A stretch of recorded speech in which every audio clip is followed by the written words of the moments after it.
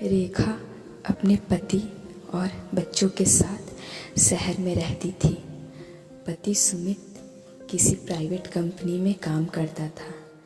रेखा housewife थी, दिन भर घर का काम करती और पति और बच्चों का ख्याल रखती।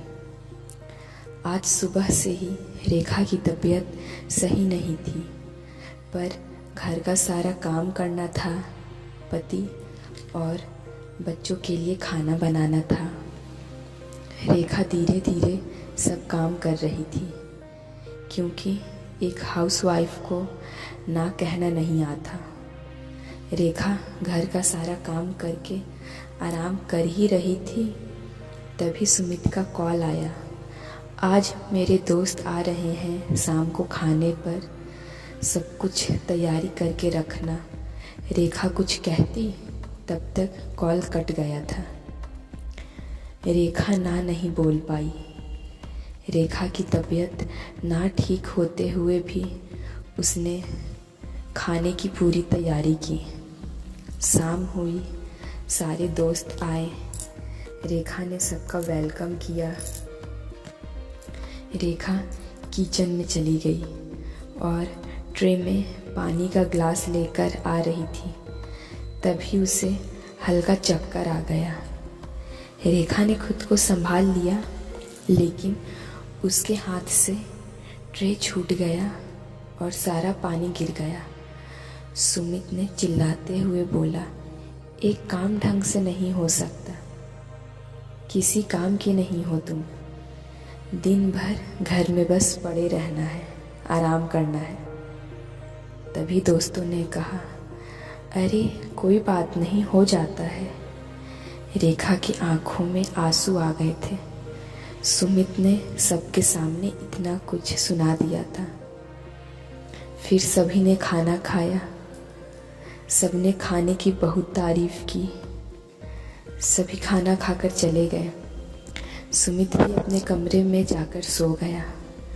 रेखा छत पर जाकर अकेले में रो रही थी और अपने मन को दिलासा दे रही थी कि सुमित आएगा सॉरी बोलने। लेकिन ऐसा पहले कभी हुआ था जो आज होगा?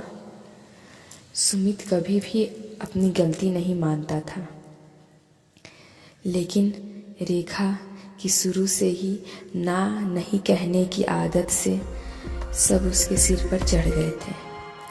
ऐसा नहीं है कि रेखा ना नहीं कहना चाहती थी, लेकिन उसे ना कहने में अच्छा नहीं लगता था।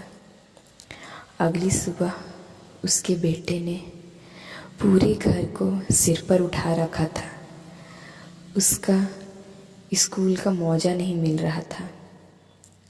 वह अपनी माँ रेखा पर चिल्लाते हुए बोला, माँ, आप मेरी चीज़ों को जगह पर क्यों नहीं रखती? पापा सही कहते हैं, एक काम ढंग से नहीं होता आपसे। रेखा ने कहा, अपनी चीज़ें खुद रखा करो। इस पर उसके बेटे ने कहा, माँ, आप क्या करती हैं दिन भर? दिन भर आपको क्या काम रहता है? एक चीज़ भी अच्छे से नहीं रख सकती? यह बात सुनकर रेखा चौंक गई, लेकिन उसने कुछ नहीं कहा। बच्चे स्कूल और पति ऑफिस चले गए थे। रेखा ने खुद से कहा, अब बस, अब और नहीं। मैं घर का सारा काम करती हूँ, सबका ध्यान रखती हूँ और मेरी कोई इज्जत नहीं है, ना पति और ना बच्चे। अब उसे समझ आने लगा था, यह सब उसकी गलती के कारण ही हो रहा है। उसने कभी ना नहीं कहा और किसी को भी जिम्मेदारी नहीं उठाने दी। सबका काम वह खुद ही कर देती थी। रेखा ने अपना बैग पैक किया और अपने माँ के पास चली गई। इधर बच्चे स्कूल से आए, माँ को खोजने लगे।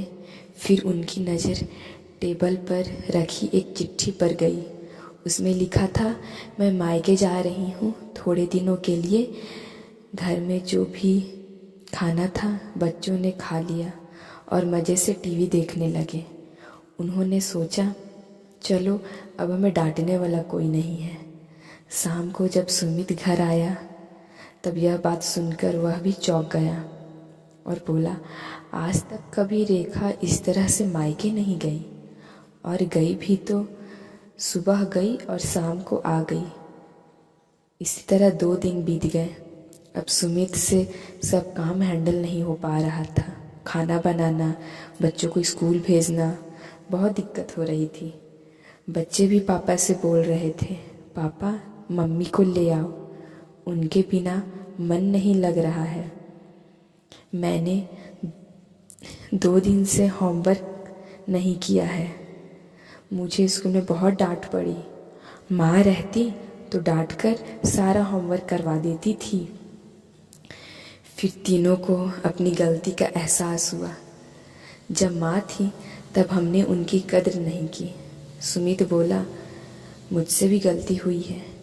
मैंने भी रेखा का अपमान किया सबके सामने और कभी वैल्यू नहीं दी अपनी पत्नी को।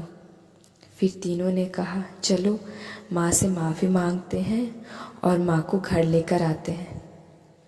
सुमित बच्चों के साथ रेखा को लेने पहुंच गया और सबने रेखा से माफ़ी मांगी। रेखा के आंखों में खुशी के आंसू आ गए।